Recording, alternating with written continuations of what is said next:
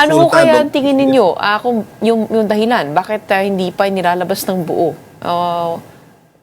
Di ba, yun din yung sinabi mo kanina and I couldn't agree more. Whether we like it or not, Gretchen, siguro sa 10, maswerte ka na merong isa, dalawang hindi involved dyan Kaya nga, at the end of the day, can we still expect from the government, no?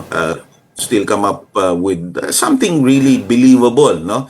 I'm still inclined that, there's not much of a choice for them Kung gusto nila talagang, mabalik ang pagtitiwala ng taong bayan sa kanila, kailangan nila talagang maglabas ng something na, yung mapapaniwalaan naman ng publiko at kahit papaano, maiibsan ang tawag dito, inis at galit nila sa nangyayari ito. Kasi uulitin natin, hindi naman ito bago, Gretchen. Ang dami ng mga skandalong nangyari. Anong nangyari?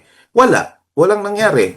In fact, they remain scot-free. So, kung ganun pa din ang magiging istorya nitong flood control issue, katulad na nangyari sa Napoles, at ang pinakamasama sa lahat, itong Parmali, wala na tayong nadinig dyan, Naglaho na lang parang bula, ganun din ba yung magiging istorya nitong flood control? Pagka ganun pa din ang nangyari ngayon, talagang sobrang magagalit na ang taong bayan. At ang problema nito, I don't think the people, I mean, nakita na natin yung mga rally-rally, lalong-lalo na yung talagang ipinagpipilitan ng mga grupo na gustong mag-take over.